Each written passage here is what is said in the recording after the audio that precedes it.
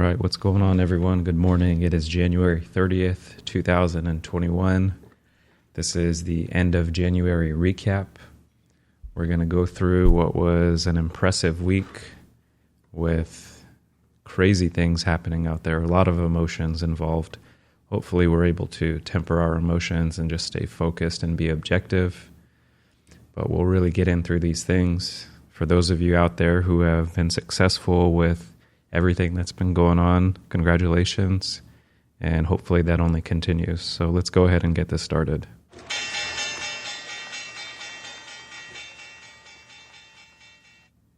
All right, folks. So what we're going to start out with here is GameStop. Now, before we go through all of this, let me preface this by saying I have no idea what I'm talking about. I'm just here making this up on a Saturday morning. Clearly, it's not any sort of financial advice. Don't follow what I do. Don't listen to what I do. Just enjoy it for some entertainment.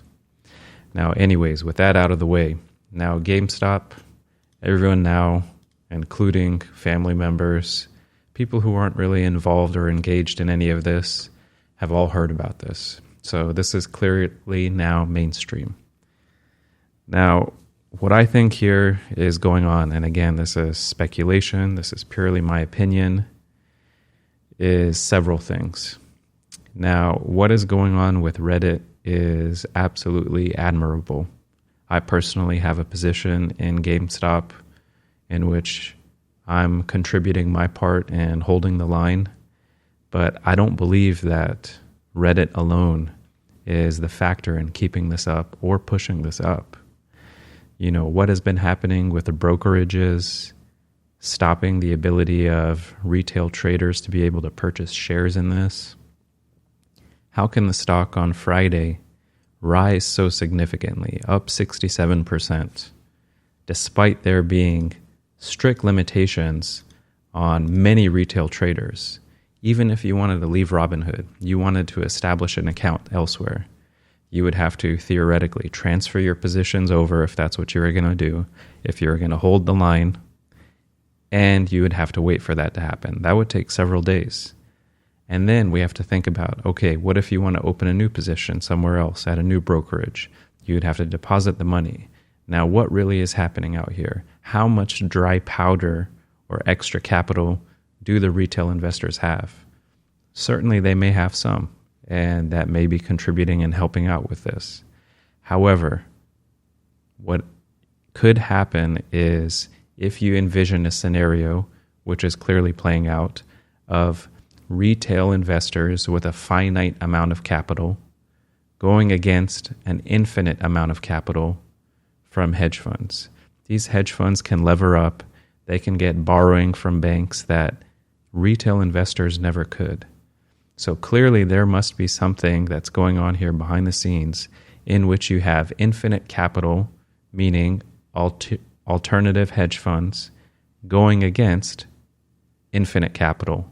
With retail here as minnows in the water, we're all just trying to catch a ride here on the whales, fighting against each other. If anyone has ever watched on Showtime the show Billions, it's an amazing show, but this is playing out almost like what a modern day real-life Billions episode would be, in which you have rivaling hedge funds going against each other, with one trying to squeeze the other and trying to capitalize on that. Who knows what's going on back there? Another issue here that's going on is that structurally, the foundations of how things are playing out appear to be broken. Now, what we need to be looking at is how can we potentially capitalize on this crack that has been established in the foundation. And I don't think that GameStop clearly is the place to do that right now. I think that we need to be looking elsewhere, and we'll discuss that. Now, what are the structural foundations that I believe are breaking?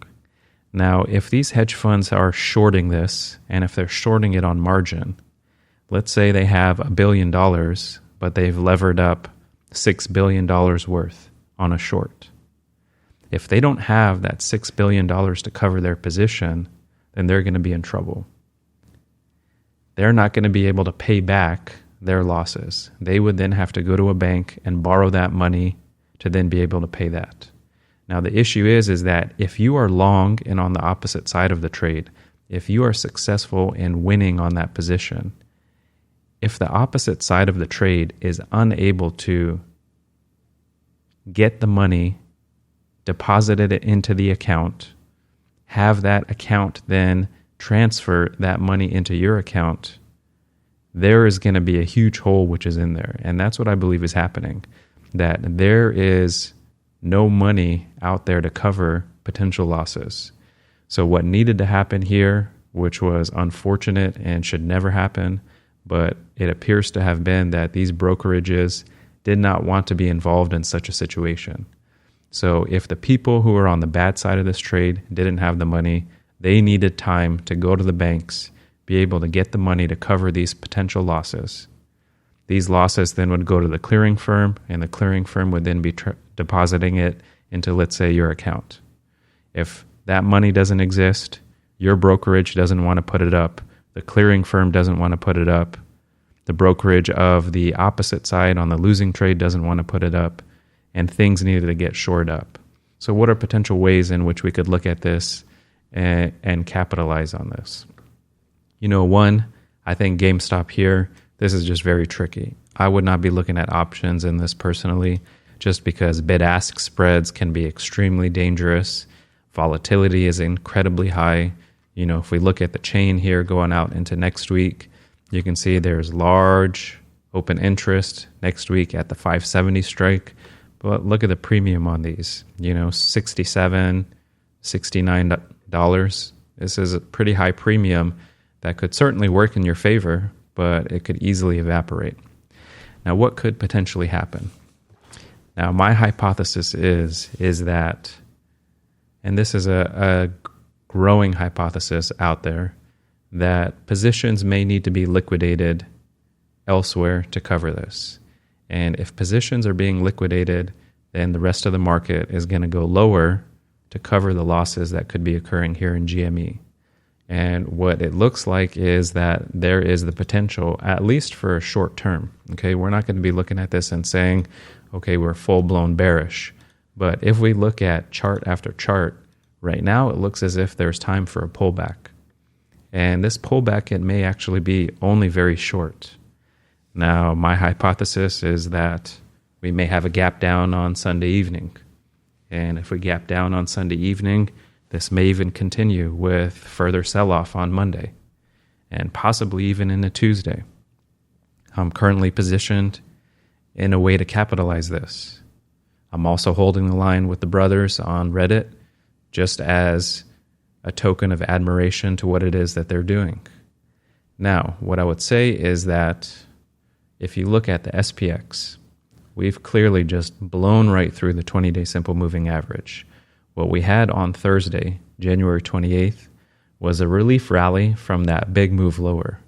And that was actually healthy. Okay, just like when we think of when we're moving up, a pullback is healthy. When you're going down, a rise up is healthy as well. It rose up, was not able to close above the 20, gave signs that, okay, this is likely going to potentially move lower. On Friday, again, what we've done is we've moved lower and we've closed right at the 50-day simple moving average. So normally we would be looking at this as a potential bounce point. The issue is that if we look across the board at the other indices, the NASDAQ or QQQ, this has just now broken through its 20. If you look back over several months, we haven't really been able to get through the 20 and establish any sort of firm hold below that, going back until really October of last year. So this is the first sign here that we're having just a pullback here in the NASDAQ. So what do I see here in the NASDAQ? Pullback here to 310 approximately this week, and potentially very early in this week is a likely possibility. And these are things that I'm already in and looking at maintaining. What about the Russell? Russell, incredibly strong going back to October. It's just been above the 20, one minor pullback to it, and then a huge bounce off of it. And just now we finally established a foothold short term under the 20. Where could we potentially go? 195. Am I in that, targeting that to the downside? Absolutely. And what am I looking at? I'm looking at put butterflies targeting down to 195. I've got a 205, a 195, 185 put vertical. Now, what I could foresee happening here in the future is that the S&P has room to go lower. What would I target? I'm targeting about 3,600 as a first target.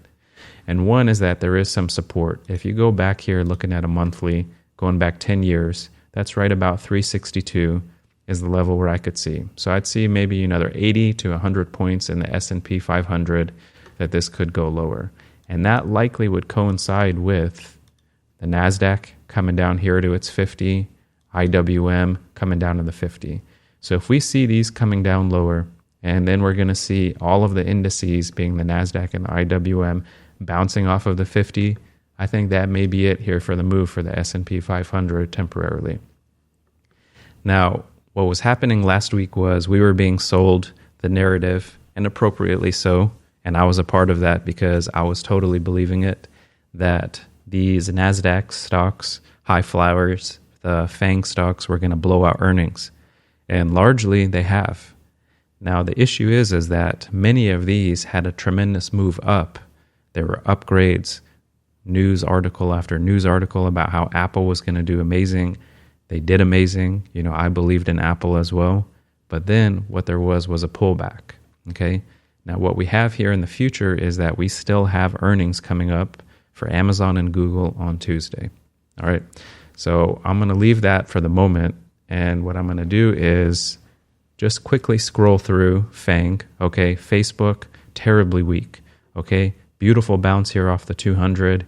Came up, had their earnings, which were not that bad. Said that they were going to buy back stock as well. But we've had a huge sell-off. And clearly it looks like we're going to get back down to potentially these swing lows at about 245. I'm not really looking at that. This looks pretty overextended here to the downside, but that could be a potential bounce point you could see there. Apple, beautiful earnings, amazing earnings. To me, this still looks good. Okay, we've had a nice pullback. We've just came down now below the 20, coming down to the 50 potentially. What I'm going to look at is if we see that relief rally here in the market after this pullback, this could be a really nice buy point here at about 127 for Apple. Netflix, blowout earnings, huge gap up, new all-time highs. However, it's come back right into this range. What we need to be looking at, I feel, is seeing if there's that recovery in the market after this pullback, whereby we see Netflix regain above here about 570, 575, and then we're looking to get long. And this all may sound crazy because right now everyone's talking about doom and gloom and the market going lower. But that's really where you need to be thinking, okay, yeah, it may, but pullbacks in this market over the past who knows how many years, they can be swift, they can be strong, but they're short, okay, short-lived. What you need to be looking at is a potential opportunity on the opposite side. And where do I see that? Okay, I see Amazon. This is currently the bane of my existence in that it has been in this large wedge. It has been going sideways here, going back to September of last year, and it has been giving false signal after false signal. They are due to report earnings on Tuesday after market close, along with Google. Now, my hypothesis is that Amazon could be painted as the savior of this pullback. Now, what could really be happening behind the scenes? Who knows? Are these banks funding these hedge funds to shore up the capital? Is there going to be the printer that's going to be on? We know that noise. That's the famous noise right there with the printer getting back on behind the scenes. A lot of things can be happening back there, but there needs to be an exterior narrative that's going to be explaining this to the general population. Amazon likely, I feel, is going to blow out earnings. So what I'm going to be looking at is if there is gap down on Sunday, strong move lower on Monday, and the VIX, we haven't even touched on the VIX, but if there is a strong move lower on Monday, and then possibly even into Tuesday, that Amazon reporting earnings after market close on Tuesday may have an amazing earnings, okay? So this is not being put out there whatsoever that tech stocks right now are the way to be. Last week, that was the narrative. They all rose into their earnings and then they fell. Now they're going lower. Amazon is going into their earnings, and I believe that this has the potential to go higher. Now, what do I see? I think that it may finally gap up above this descending wedge. Okay, so what I'm going to be looking at is into February, and let's pull up the chain. Let's look at February 19th, 2021, 20 days out. Let's see what a call butterfly would potentially cost. So if we're looking at the 3,300, 3,500, 3,700 call butterfly, let's see what that's pricing out at. So into February, that is going to be $30 for potentially a 200-point gain. I think as a first target, this is certainly a possibility. Now, if you have further belief in this hypothesis that not only are they going to beat earnings, not only are they going to blow out earnings and potentially have a relief rally in the market, let's say we want to think that it may even go higher. Let's say it goes up 200 points, it closes or it gaps up on Tuesday afternoon to 3,400. What if we were going to look at a 3,500, 4,000, 4,500 call butterfly going out into February? You know, that's also trading about $30. So this is now 500 points wide. So there's a lot more profit potential in there. And that's why the pricing is the same. The other was a more narrow butterfly. But I think those are two things that I'm going to be looking at as potential hypotheses that I'm going to look at. And the VIX, I didn't discuss this, but the VIX is at 33. So we had a huge move higher. Now, despite these huge moves in the VIX at 33, there can be significant moves in the market. What we've had right now is just what I would say is mild moves, a 1.93% move down in the S&P with the VIX of 33, I think is just nothing. There are times, you know, that I can remember where the VIX was sub 10 and the market was moving 3-4 points per day. This is 70 points, and this is perfectly in line with this. So seeing 100-point moves here and there in the S&P, 400, 500-point move in the NASDAQ on a day, I don't think is unreasonable. Google, I think that this had a huge move up. It was a lot of, I feel, anticipation into the earnings. It's gapped up, and right now we're just holding above this gap. I'm not really here looking at Google in any way as being a long or a short. I think they'll do well, but that's just a little bit trickier to me. Microsoft, beautiful earnings, has gone higher, and then now what it looks to be doing is establishing itself right around its prior all-time highs. So if we have weakness in the market, we see Microsoft retake here about 232.80, or essentially 233. Market is strong across the board. We need to be looking at that as a possible long. Tesla actually had good earnings, but the market didn't like it. Gap down, got some support right on the 20, and on Friday it's closed down below. So I'm in a position for Tesla targeting down here to the 700 level or the 50. Short term, okay, I think that it may find some good support there, but I have a 750, 700, 650 put butterfly, and I think that's a possibility. NVIDIA, this is surprisingly showing strength. You know, NVIDIA is just a strange creature right now. Huge range. Okay, you guys know how I feel about NVIDIA. I say it week after week. Very bullish on this. Actually showed quite a bit of strength, only down 0.47% on Friday. So there's some good strength that's being shown here in NVIDIA. Now let's take a look at some of the other big name meme stocks that are out there. FUBO, okay, FUBO had a huge move higher, and this was really on that day when there was a short squeeze across some of the most shorted names. And the idea here was that likely many of these funds who are extremely short these names had to cover their short positions elsewhere. And FUBO had a huge move higher, and now we're establishing ourselves above here, the 20 and the 50. I don't really see anything here that could be played, but right now that trend looks to be upward. IPOE, you guys know how I feel about this. I've been so bullish on this since that news came out that they were acquiring SoFi via the SPAC, and this had a massive move on Friday. There's a lot of talk about Robinhood and people leaving that. Could they be leaving to IPOE, as well as strength that's going on back there? There was nice volume that came in on Friday. This is long in every imaginable way. JMIA. Okay, JMIA here is showing some decent strength here despite the pullback in the market. However, these candles here, this looks to be showing a lot of indecision. Up, down, you know, very long wicks. I think that I would be careful here in JMIA. I don't have any positions in this currently. I think that looking to see if there is any weakness and potential pullback, buy points are at 45 and 40 in JMIA look really good. If you really are bullish on this and you're okay with owning the stock, then selling puts at 45 for aggressive traders, and then at 40 as another option. Corsair to me has been doing decently well. Okay, it's been going sideways here in this range. I think that really what this implies is that the move is not yet. Now, there was rumors of some pretty big call buying that was happening out into February. That may be something that with their earnings, they may blow that out and have a huge move higher. Skills, SKLZ, every day you may be reading the ARK investment email that they're sending out with what they're buying. They're regularly buying this, and I think that's helping to show that there's strength here. A lot of people are they're following the move from ARK and looking to see that this is moving up with that. But I think that still, it's just as a sideways movement right here. Nothing that I look to play. NEO is looking strong. It's finding support here at the 20. It's above this prior breakout, and it may just need to go sideways. GME, we've discussed that. SPCE, you guys know here, if you've been listening to this podcast, watching this on YouTube, you've heard me be bullish on SPCE. You heard when I was talking about the chatter that was out there about some pretty big call buying that was going out into February.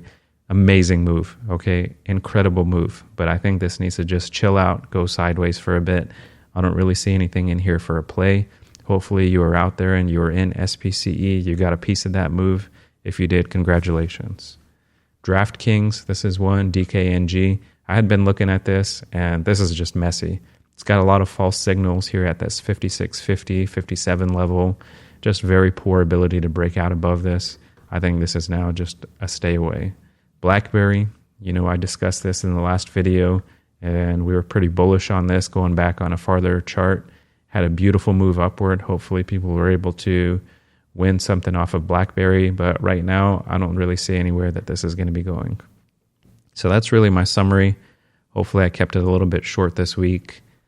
And again, remember, this is all just pure speculation on my part, hypothesis driven, not financial advice from someone who is sleep deprived on a Saturday morning who likely doesn't know anything that they're talking about. So with that in mind, hopefully you guys have a good weekend. Good luck, be safe out there, and let's see what happens.